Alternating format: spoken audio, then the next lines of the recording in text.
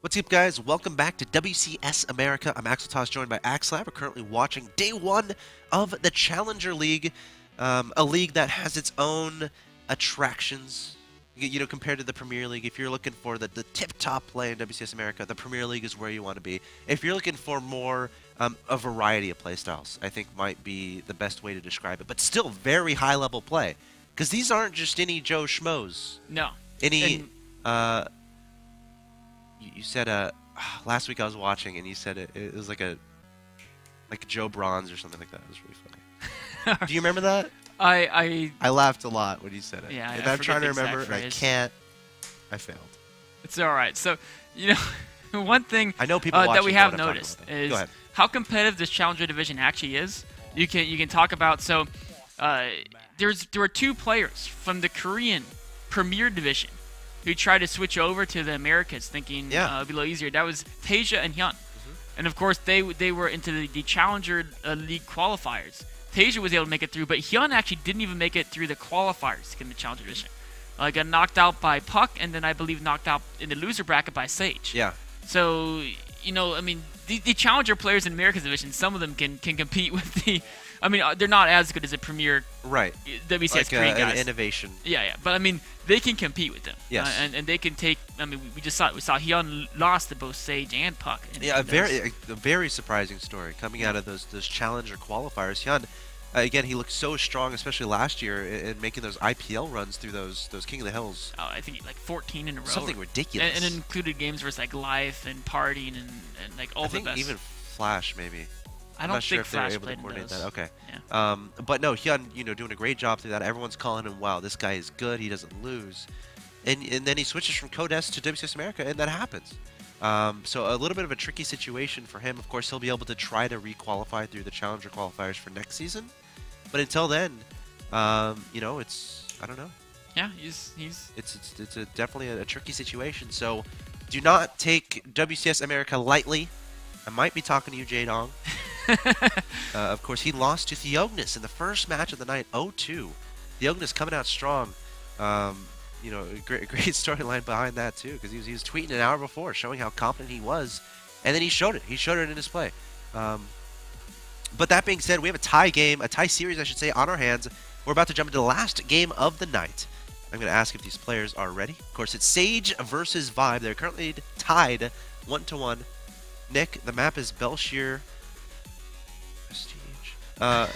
Who do you think will win this one? You know what? I actually feel pretty confident in Vibe. If he plays like he did last game without missing a proxy pylon. But you know what? I think Sage after last game is going to say his mid-late game is so scary if I'm not that far ahead and maybe in trouble. Especially this is a map where Swarm modes are actually really good on. Yeah. And actually, because the ledges make it easier to work around Locust, but ledges also actually make Vipers insanely strong. You can yank the units up the ledge away from their friends. I feel like this is also a strong map for the 2-base Immortal Colosseum, and a lot of Koreans love that. So I would not at all be surprised to see Sage to a 2-base, 2 Immortal, 2 Colossi timing. Another thing to consider is, that Ling style that has become a little bit popular into like an Ultra transition. I feel like that can be very good on this map as well. The bases are so spread out apart. If you get like 60 Lings, just focus on denying your opponent's third, and you crank out those upgrades, get a really fast hive, I think you can really be abusive. But I think this can go either way, guys. Get on Reddit, get on Team Liquid, get on Twitter, tell people this is going on. This is the last game of the night, WCS America Challenger League. Hoping you're having a wonderful Monday evening. I know I am. And of course, this is Root versus Root. Lots of friendliness between these two guys. That's right. The blue Protoss at the bottom right, showing much appreciation for his teammate. He is Sage. And of course, his opponent tried to mount a Swarm host comeback last map, but couldn't quite make it work. He is Vibe. Shout out to all the Root guys. We have a Skype chat that we generally talk about stuff. I'm sure they're watching this and rooting. I don't know who they're rooting for. Probably both. Most I likely. honestly wouldn't be surprised if Katz was giving both of them advice in between each game. Because Katz is the kind of guy who would do that. He is. very helpful sort next to.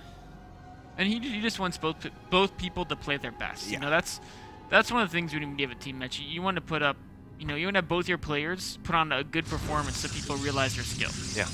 Even if, you know, one of them has to lose, but in doing so, if they both play at a very high level, it can still, you know, show the team strength. Oh. Nice, getting the probe. That's a pretty big victory. Yeah, it is, because that's one less probe that can be sneaky around the corners of the map. Also, Root recently had a fundraiser where they raised enough. They're trying to raise money for a team house. Their goal was 25,000, and they did a 24-hour stream.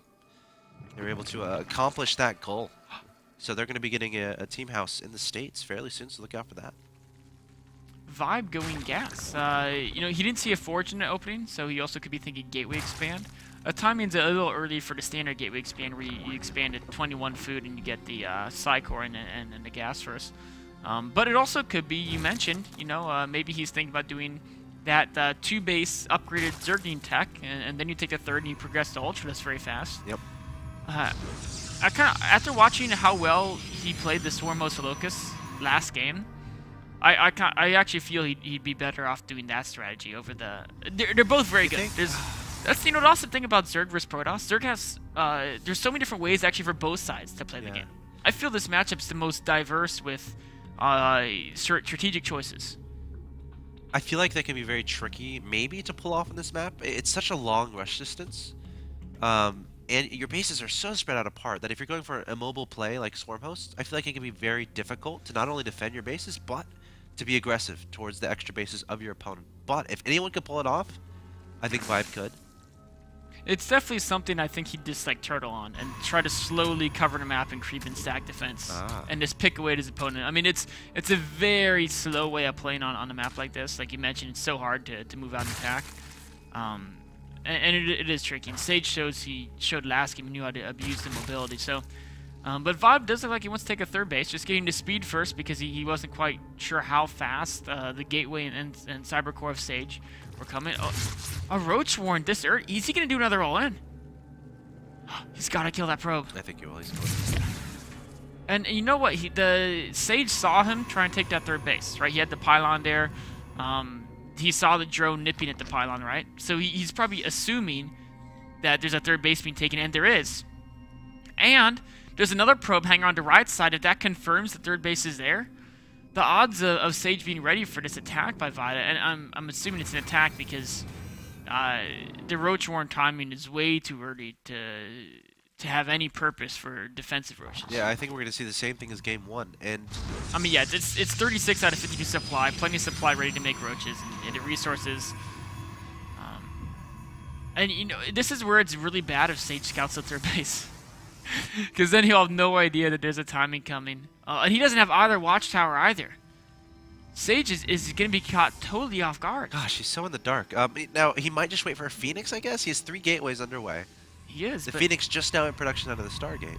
I mean, by the time the Phoenix comes out, the roaches will be at least halfway across the map, and so there's not a single. This first sentry just started. He went Zealot Stalker in his first 2 units. I have a question. The Overlord's not scouting in. Would that kind of make you question, like, all right, why isn't he scouting with the Overlords for my tech? It might. Okay. That's something that's pretty hard to really. Like, does that set any alarm bells? He's like, well, he doesn't care what I'm doing. You know, I think for some players it might, some players it wouldn't. It also depends how well you know your opponent. No second cannon, only 1 sentry. Oh, and he's building their boxes still. This is such a. I mean, he can warp into second sentry maybe, but the units are already there. The now cannon knows is exactly what's happening. The Ling's trying to sprint on by the force field. Is very good. The Roach is targeting down the cannon. Then he's probably going to switch to the pylon. He can go straight for the Psycore actually. If he kills that, that'd be really big. It looks like he's targeting down. Oh, he's going for this. No, he's going to go for the pylon there at the bottom. And now the Ling's going to be able to sprint by, surrounding the Stalker and the Sentry. Can Vibe make this work? The probes are forced to being pulled and try to engage with the Lings, but that's not going to work. The Mothership Core is out, but no Photon Overcharge even close to being ready. A Void Ray is in production, but with this many Lings on the field, how do you deal with that? A Warp Gate is done. 3 gateways about to finish, but if he can target down that pylon, another pylon that is all so by itself.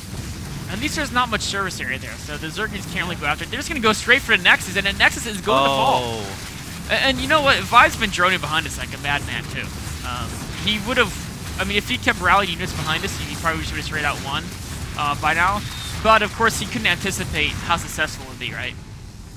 And so he did a safer thing, so joining behind it. He is going for... Is he actually going to get that pylon? He's trying to. Only 3 Lings are actually attacking it. Yeah, it's in a good spot for Yeah, I don't think he's going to get it.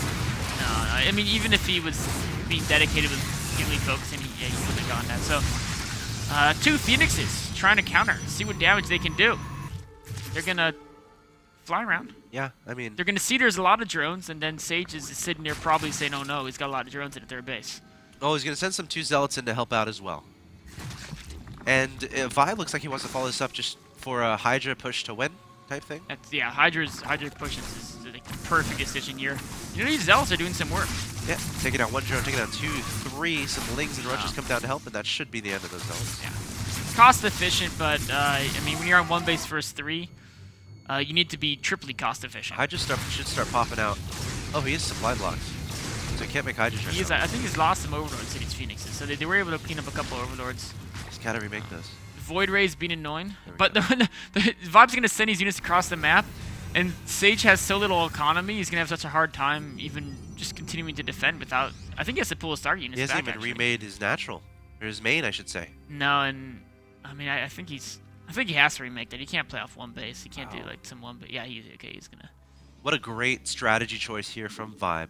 Definitely worked out. Droning behind it even. It was a really interesting timing, and you know, it could have been taken advantage of the fact that he might have been noticing Sage doesn't get the he doesn't get the sentries early. Like if a Protoss goes Zealot, Sentry, whatever, you know, the force fields buy enough time for the Void Ray to come out and often do enough damage for more cannons to complete behind the wall. But Sage has been skipping those sentries and going, you know, Zealots and Stalkers early, and this is a great timing to punish that if you can hide it from the Protoss for as long as Vibe was able to accomplish. So it's, you know, a lot of people look at these games and you're like, oh, this is just a dumb old, it just worked because he got lucky, Sage wasn't ready. But there's so much that goes into playing the mind games and hiding the builds from your opponent. As far as building the third goes, and then of course making sure speeding scout the entire map to clear all the scouts away. These type of things make or break the game, and that's how we've seen some players do these builds and they never work, and some players they work a decent amount of time for, and Vibe's really making these builds work. So Sage is going to have to pull off a miracle here to perform the comeback. You know, he's going into Colossi production, which I think is fine, because if we're looking at the unit composition of Vibe right now, it's just Hydras and Lings, pretty much. Yes. Which Colossus are very good against. And I don't think Vibe has necessarily scouted out this tech from his opponent. He saw the Robo, but he didn't see the Robo Bay, he didn't see any Colossi, but he's going to find out fairly soon. Now, he might just want to deny the third, take more bases, make more drones. He might just attack in your scene. I mean, it's tough. The sentries have so much energy. Yeah. But there's only a single Colossus with no range, and there's only 1 Void Ray. I feel like his unit count, he could at least kill the frontal buildings. Spire just started. Yeah, Spire's a smart play. The thing about Spire is it's actually, I mean, he'll probably go Corruptors considering he's got so many attack upgrades for his Roaches and Hydras. And Corruptor Hydra Roach is actually very cost inefficient against Colossi Stalker, especially Colossi Stalker Void Ray. But it's a composition that if you just have way more than your opponent, you're just gonna smash him over. So that's why it's a. Oh no! That's the last thing you want to have happen when you're behind in the game. Lose your scouting. Lost track of the Hydras. Now, let's see, what does Sage do from here? Just slowly go out, take a third. Yeah, I mean, there's no way he can expect the timing to work. He has to. I almost feel like he shouldn't even move out to take a third. He's just hanging 2 bases and just like literally sit until he gets 200 food and hope that Vibe does one of those things where he assumes he's won so he doesn't tech. And then he goes full foreigner. Yeah. If he just stays on like Roach Hydra, right?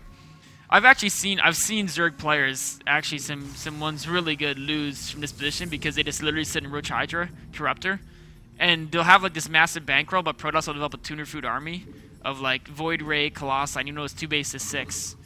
Void Ray Colossi will never die to the Roach Hydra Corruptor. 13 Corruptors in production. But Vibe, of course, we can see he's already recognizing that's the only way he can lose, right? And so he's going Hive. So he's like, yes, I'll get Roach Hydra Corruptor, but if you're going to turtle and try to get a tuner food Doom army, I'm going to have Hive, and I can just add in Vipers and pick apart your army using the Vipers. Covering all his bases. Yes. Vibe is again that checklist that we were talking about from before. Making sure you don't end up out-tacked, out-economied, out-armied. And Zerg players often forget it to make sure they're not out-tacked when they're ahead. All right, Vibe trying to set up a concave. The Corruptor's coming forward. This could be it. The Corruptor's targeting down the Colossi. Time Warp going to be blanketing one of the entrances, but the Hydras and Lynx coming over the other entrance as well. The Void Ray is going down. The Colossi going down. Can Vibe end this right here, right now, and take victory for USA once again, up 192 to 80 in supply, and there's the GG. Vibe takes the 2-1, and that's 4-0 for the players who came from the Premier League. That's right. That's right. You know, that was really impressive to me, is the fact that how stacked these Challenger League qualifiers were. I mean, we talked about Hyun not making it through the qualifiers, and there's other great players as well. So the Challenger League players are insanely good to make it through those ridiculously tough qualifiers. Sage, in fact, took out Hyun in those qualifiers. And then people talk about, oh, some of these players in the Premier League, they were, you know, some of them skipped the qualification process. They made it to the Premier League based on last year's results. Right. Like Vibe, right? He won WCS USA, got second in WCS NA last year. That's why he was in the Premier League. And like, well, that was Wings of Liberty. But these Premier League guys saying, you know what? We're still the best. Yeah. We just are. Yeah. That's why we're in the Premier League. So if I asked you like 2 weeks ago, if we had a group of Theognis, Jaedong, Vibe, and Sage, who gets out? Which two get out? I would have said Jaedong for sure. And you know, second I would have had a toss-up, because I think between Theognis, Vibe, and Sage, it's a very even matchup. But I never would have bet that Jaedong wouldn't make it through there. Now, because Theognis and Vibe, they were in the same group in the Premier League with STC and Snoot. That's right. And now they dropped down to the Challenger League. Theognis takes down Jaedong 2-0, and Vibe takes down Sage 2-1. Shout out to them too. Great play, and of course our other players.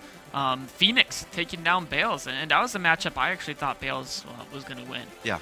But Phoenix saying, you know, I've been practicing hard. I'm still extremely relevant. I'm going to stay in this WCS America. And of course, Major proving just how good he is. A lot of people, they forget about him because he plays in Korea, and you know, like, oh, that Major guy, he was doing really well last year, right? Yeah. It's like, yeah, the reason you haven't seen too much of him is because he's been in Korea grinding out games in the Pro League practice room, so he is an extremely talented player as well. So there you see the results, guys. Theognis, Major, Phoenix, Vibe taking the wins. They're going to be advancing on to the next round of the bracket stage of the Challenger League. Jaedong, Xenocider, Bales, and Sage will be dropping down to the group play of the Challenger League, where the top two get into Premier, third place gets into Challenger, and fourth place is dropped out of WCS America. And I think we have a card displaying what is happening tomorrow. Yes. Because we have something every single day, Monday, Tuesday, Wednesday, and Thursday at 6 p.m. Eastern. Tomorrow, oh, what a fantastic day this is going to be. Maker versus the Muslim, Illusion versus Maxed, Minigun versus Ian, and Killer versus Top. You don't want to miss it, guys. 6 p.m. Eastern. Look at that's going to be. It is two of the best players from China in Top and Maxed. Yep. You know, the Muslim, a lot of people saying one of the favorites in this tournament. And of course, Killer from Chile. He's proven himself a world-class player time and time again. In fact, he took the first series off Alive when he played in the Premier League. Yes. Unfortunately, then he lost to Liquid Hero. Yep. And then lost to Alive in the rematch to get third in that group and fall down here. Yep. But of course, coming up next today is going to be Rules of Engagement. I'm going to be analyzing some of the games from, I forget what the letter of the group was. But it was a group that had Idra, Gosu User, Sen, and Crank.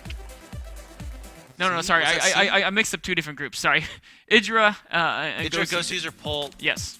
And another Zerg. This is Zerg. Yes, it was Revival. Revival. Yeah. So I'm gonna be taking a look at the game, one of the cool games from Idra and Pult, where it does this insane macro opening, looking at some of that stuff. Then a couple other matches a little bit after that. So it's gonna be a really fun day of Rules of Engagement. Good stuff, guys. Coming up next, again, as he said, is gonna be Rules of Engagement. Stay tuned. The best StarCraft analysis you're gonna get anywhere right now in the current scene, and of course, tune in every single day at 6 p.m. Eastern as we continue our coverage of WCS America. That being said, thank you so much for watching, and have a great night.